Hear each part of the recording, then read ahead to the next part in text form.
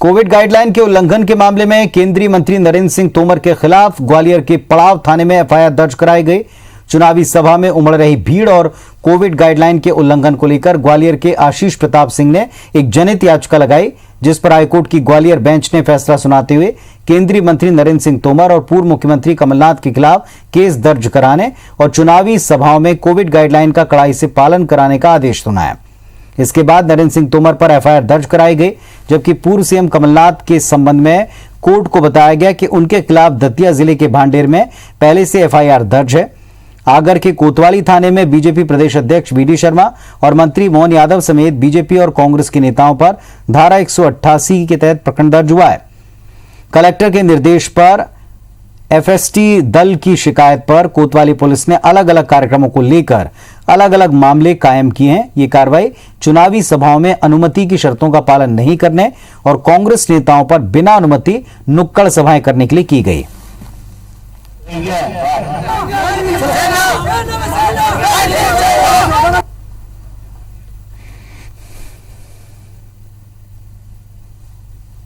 माननीय उच्च न्यायालय के आदेश के पालन में आज रिटर्निंग ऑफिसर विधानसभा क्षेत्र क्रमांक 16 के द्वारा पत्र प्राप्त हुआ कि इसमें आवश्यक कार्रवाई करें। तो इस संबंध में थाना पड़ाव में अपराध क्रमांक 438/20 धारा 188 आईपीसी और 269 आईपीसी तथा 51B आपदा प्रबंधन अधिनियम के तहत प्रकरण पंजीबद्ध किया गया। तो एक तरफ प्रकरण दर्ज किए गए, सभाएं कैंसिल हुई हैं, दूसरी तरफ एक दूसरे पर आरोप प्रत्यारोप का सिलसिला जारी है। कुछ जवाब देने के बाद उसका भी सवाल पूछा गया, जो जवाब में उनके मुताबिक संतुष्टि नहीं थी। हमारे दो सहयोगी इस वक्त जुड़ गए हैं, सुधीर दंडौतिया मुरैना से और नासिर गौरी ग्वालियर से लाइव हैं। दोनों का रुख करते हैं, पहले सुधीर के पास चलते हैं। सुधीर, आपने आज मुख्यमंत्री से भी बातचीत की, बिहार की तरह अब यहां भी कोरोना वैक्सीन का मुद्दा चल रहा है। दूसरा, कई सारे मामले जो दर्ज हुए उस पर नासिर से पूछूंगा, लेकिन पूरे प्रचार के आज के दौर को आप किस तरह पाते हैं, क्योंकि अब कई कार्रवाइयां भी हो रही हैं। सुधीर।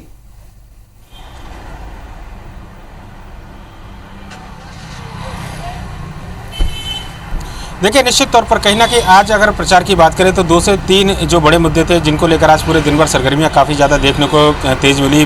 खासकर अगर बात करें तो सबसे बड़ा ऐलान मुख्यमंत्री शिवराज सिंह चौहान की ओर से मध्य प्रदेश की जनता के लिए इस उपचुनाव से पहले किया गया था कि कोरोना की वैक्सीन मध्य प्रदेश में सभी नागरिकों को निःशुल्क लगाई जाएगी। कोरोना की वैक्सीन जल्द आने वाली है, इस बात के संकेत भी दिए गए थे। साथ ही साथ बताया गया कि कोरोना वैक्सीन को लेकर जो एक बात कही जा रही थी, खासकर अगर बात करें इस पूरे मुद्दे पर पूरे देश भर में सियासत ज़्यादा इसलिए गरमाई थी क्योंकि गैर बीजेपी शासित राज्यों के अंदर जो सरकारें थी वो सवाल उठा रही थी। बिहार चुनाव के घोषणा पत्र में बीजेपी ने इसको घोषणा पत्र में शामिल किया था इस बिंदु को, जबकि महामारी जो है इसको लेकर सभी लोग पीड़ित है और ऐसे में बीजेपी के घोषणा पत्र पर सवाल उठाए जाने लगे थे। लिहाजा छत्तीसगढ़ के मुख्यमंत्री भूपेश बघेल की बात करें या फिर दूसरे गैर एनडीए शासित राज्यों की बात करें, जहां पर तमाम सीएम ने इस बात का सवाल उठाया है कि उनके राज्य के अंदर क्या वैक्सीन को खरीदना पड़ेगा, जनता को अगर ये वैक्सीन लगाई जाती है तो क्या उनको शुल्क देना पड़ेगा, ये सारे सवाल थे। पर लेकिन मध्य प्रदेश की सियासत में एक कदम आगे बढ़ते हुए उपचुनाव से पहले शिवराज सिंह चौहान ने कहीं ना कहीं एक मास्टर स्ट्रोक इस पूरे वैक्सीन के बहाने खेला है।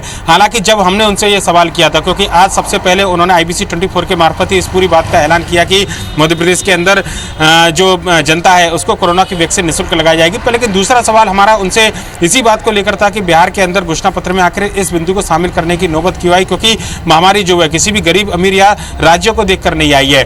सीधे तौर पर सवाल का जवाब तो उन्होंने थोड़ा सा संभल कर दिया कि केंद्र की सरकार इस पूरे मुद्दे पर संवेदनशील है। प्रधानमंत्री नरेंद्र मोदी जो लगातार कोरोना महामारी को लेकर बचाव के उपाय कर रहे हैं, ऐसे में मध्य प्रदेश सरकार का जो रुख है केंद्र सरकार उसी के रुख को अपनाएगी, यानी कि देश वालों को मुफ्त में कोरोना की वैक्सीन लगाई जाएगी, इस बात के संकेत दिए गए हैं। हालांकि ये निर्णय केंद्र सरकार को लेना है, पर लेकिन मध्य प्रदेश को लेकर मुख्यमंत्री शिवराज सिंह चौहान ये निर्णय ले चुके हैं और चुनावी भाषण में अब जो है मुख्यमंत्री के भाषण का प्रमुख बिंदु कोरोना वैक्सीन होने वाली है। कम से कम अपने दर्शकों को बता दें, आज इसकी शुरुआत जो उनका अंतिम चुनावी भाषण था मुरैना जिले में, वहां पर उन्होंने इसको बताया भी। इसके अलावा अगर बात करें तो जो हाई कोर्ट के जो निर्देश थे, खासकर ग्वालियर खंडपीठ की बात करें, इसको लेकर भी कांग्रेस और बीजेपी के दोनों नेताओं की चुनावी सभाओं पर खासा असर देखने को मिला।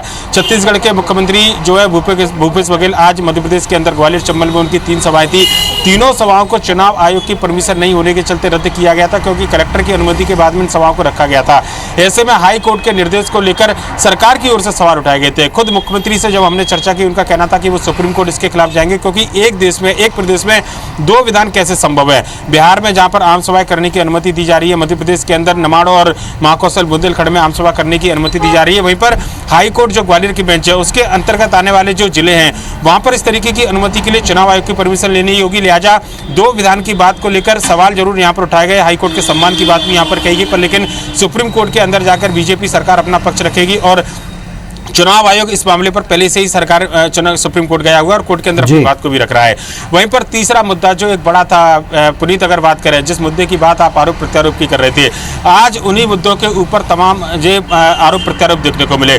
कमलनाथ ने बीजेपी की मंशा पर सवाल उठाया, उनके बयान को गलत तरीके से तोड़ मरोड़ कर उसको तूल देने का मुद्दा उठाया था। चुनाव आयोग के जवाब में भी लगभग उन्होंने इसी बात को कहा कि राजनीतिक द्वेष के चलते जबरदस्ती के मुद्दे उछाले जा रहे हैं। वहीं पर हर मंच पर कम से कम मुख्यमंत्री शिवराज सिंह चौहान हो या बीजेपी के प्रदेश अध्यक्ष वी डी शर्मा हो या फिर दूसरे अन्य नेता हो, उन्होंने जोर शोर से एक बार फिर से इमरती देवी के बहाने दलित अस्मत और महिलाओं को अपमान का मुद्दा उठाया था। मुख्यमंत्री से जब इस बारे में हमने बात की तो उनका कहना था कि कांग्रेस के नेता सीधे तौर पर अगर इमरती देवी से माफी मांगते हैं, क्योंकि कांग्रेस के अध्यक्ष राहुल गांधी का दखल इसमें हो चुका है, तो ये मुद्दा समाप्त हो जाएगा। पर लेकिन सबको मालूम है कि ये ऐसा मुद्दा है कि कम से कम बीजेपी चुनाव तक इस पूरे मुद्दे को छोड़ना नहीं चाहती है। माफी के बहाने एक बार फिर से बिल्कुल यही आरोप प्रत्यारोप का सिलसिला जिसका हम जिक्र कर रहे थे, जो सुधीर आप बता रहे हैं। और ग्वालियर चलते हैं नासिर के पास में। नासिर, ग्वालियर में आज कांग्रेस के कार्यक्रम कैंसिल हुए, सभाएं कैंसिल हुई, लेकिन मैसेज पूरा सामने लाने की कोशिश की छत्तीसगढ़ के मुख्यमंत्री ने।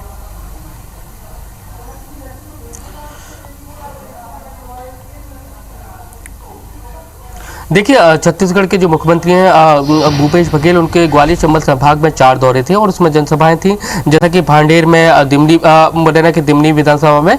लेकिन एंड वक्त पर उनको कैंसिल कर दिया गया। उसमें हवाला दिया गया कि कोरोना की गाइडलाइन के तहत प्रशासन ने उनको अनुमति नहीं दी। लेकिन ग्वालियर आकर उन्होंने एक प्रेस कॉन्फ्रेंस को संबोधित किया।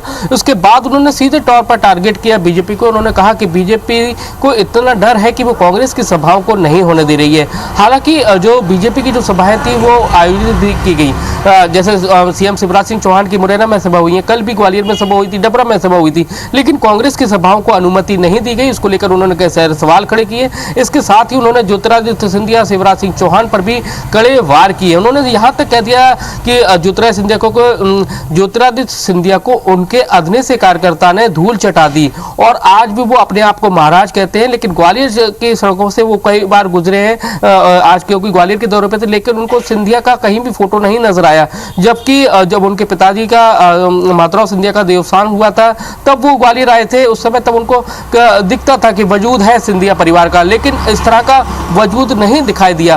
और उसके बाद उन्होंने ये साफ कहा कि ज्योतिरादित्य सिंधिया और शिवराज सिंह चौहान का कोई मेल नहीं है, लेकिन एक कुर्सी पाने के लिए दोनों ने मेल कर लिया है। लेकिन कुछ भी हो जाए, कांग्रेस की सरकार मध्य प्रदेश में बनके ही रहेगी। तो इस तरह के सवाल उन्होंने उठाए और साथ ही कृषि बिल को भी लेकर उन्होंने कई बड़ी बातें कही। उन्होंने कहा कि ये केंद्र सरकार का जो 3 नए कृषि बिल हैं वो किसान विरोधी हैं और किसानों के हित में नहीं है। ये सिर्फ और सिर्फ उद्योगपतियों को फायदा पहुंचाने के लिए है। लेकिन छत्तीसगढ़ में जो विधानसभा का सत्र बुलाया जाना है, स्पेशल सत्र, उसके अंदर इन विधेयकों को लेकर एक अध्यादेश लाया जाएगा और उसमें कहीं ना कहीं किसानों की हितैषी बातें हैं वो रखी जाएंगी और किसी भी रूप से किसानों का अहित नहीं होगा इस बिल के अंदर। तो इन्होंने कई सारी बड़ी बातें यहां पर की हैं। लेकिन अगर ग्वालियर चंबल अंचल की पूरी बात करें तो ग्वालियर चंबल अंचल की 16 सीटें हैं। कांग्रेस और बीजेपी ने पूरी तरह से कमर कस लिए लगातार दौरे। चलिए, तो ये कह सकते हैं कि भले ही सभाएं नहीं हुई, लेकिन उन्होंने किसान को फोकस में रखा है, किसान बिल को फोकस में रखा है